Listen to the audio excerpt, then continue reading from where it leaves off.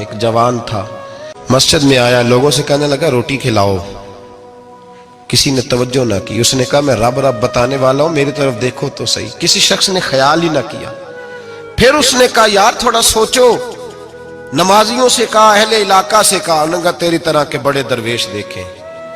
مسجد کے محراب میں وہ رب کریم کا بندہ انتقال کر گیا۔ جب فوت ہو گیا نا، لوگوں کا مزاج ہے، بیمار کو دوائی نہیں دیتے، جنازے پہ وقت پہ پہنچ جاتے۔ جب کوئی گر رہا ہوتا ہے تو سہارا کوئی نہیں دیتا، جب کوئی گر جاتا ہے، ٹانگ ٹوٹ جاتی ہے تو تیمارداری کو زمانہ پہنچ جاتا ہے۔ وہ بزرگ، وہ نوجوان اللہ کا نیک بندہ مسجد کے محراب میں فوت ہو گیا۔ حضرت فضیل ابن عیاض کہتے ہیں امام صاحب نے اعلان کیا چندہ دو، کوئی لاوارث فوت ہو گیا، کفن دینا۔ چندہ کٹھا ہوا، کفن خریدا، جنازہ پڑا، عشاء کے بعد دفن کر کے آئے۔ فجر کی نماز کے لیے جب امام اور مؤذن مسجد میں آئے تو چیخیں مارنے لگے، تڑپنے لگے، دور دور تک آوازیں پھیل گئی، دنیا دوڑی آئی۔ کیا ہوا؟ کہنے لگے وہ جو تم نے کفن پہنایا تھا وہ یہاں پڑا ہوا ہے، اور دیکھو کفن پہ تحریر لکھی ہے۔ تحریر کیا ہے؟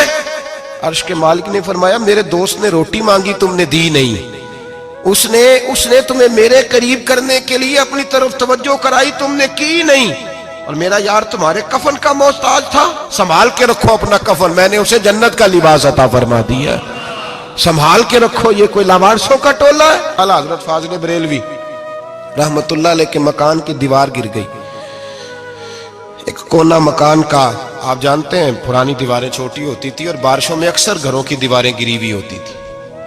ایک سائیڈ کی دیوار گر گئی تو اس کونے میں ہندوؤں کا گھر تھا۔ اب مستری صاحب رات کو آئے، ان سے بات ہوئی تو کہنے لگے سویرے کام شروع کروں گا۔ کہا ایک دو صاحب نے کہ ہندوؤں کا گھر ساتھ ہے اور وہ دشمن بھی بڑے زیادہ ہیں، تو رات کو ہی ہو جائے۔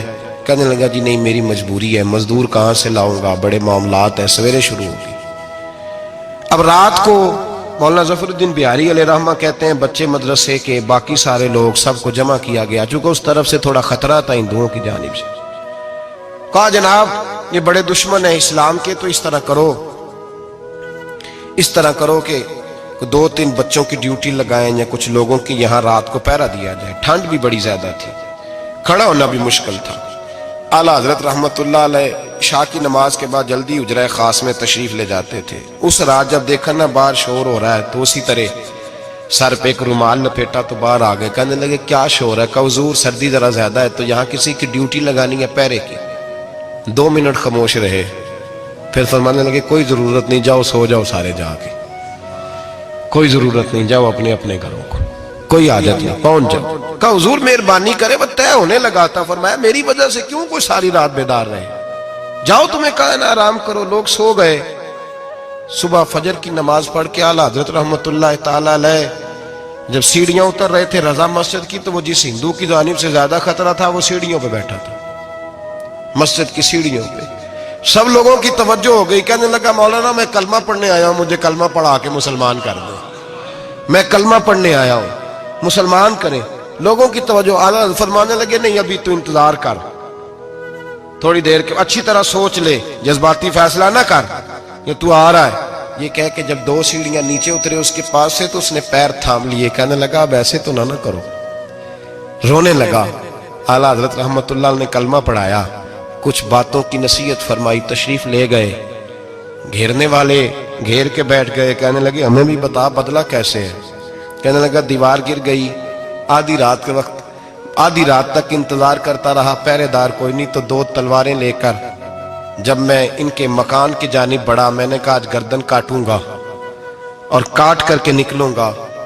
کہتا ہے جب میں قریب آیا تو 2 شیر کھڑے تھے، اوپر سے پلٹ کے آیا تو پھر کھڑے تھے، ادھر سے پلٹ کے آیا تو پھر کھڑے تھے۔ فرماتے ہیں میں 2 گھنٹے کے بعد آیا تو پھر پلٹ کے کھڑے تھے، میں پھر 1 گھنٹے کے بعد آیا، سحری کا وقت ہو گیا تو پھر پلٹ کے کھڑے تھے، اب میں ڈر کے بھاگا۔ کہتے فاضل بریلوی نے اپنی کھڑکی سے منہ باہر نکالا، کہنے لگے اور کتنا تجربہ کرے گا، مجھے تو لاوارث سمجھتا ہے، لاوارث ہوں میں، اور کتنا تجربہ کرے گا، بس کر مان جا۔ میں نے کہا حضور یہ کون ہے، مجھے بتائیے تو صحیح یہ کون ہے۔ تو کہنے لگے میں نے ساری زندگی رسول اللہ کی عظمت کا دفاع کیا ہے، ساری زندگی غوث اعظم کے نعرے لگائے ہیں، ابھی تو یہ مدد صرف غوث پاک جیلانی کی بھیجی ہوئی ہے، ابھی تو غوث اعظم کی بھیجی ہوئی مدد ہے، مولا علی ابھی پیچھے ہیں، دو جہاں کے محبوب ابھی اس سے پیچھے ہیں، وہ تو ابھی پیچھے ہیں، پیچھے کھڑے ہیں کہ ضرورت پڑی تو ہم بھی تیار بیٹھے ہیں۔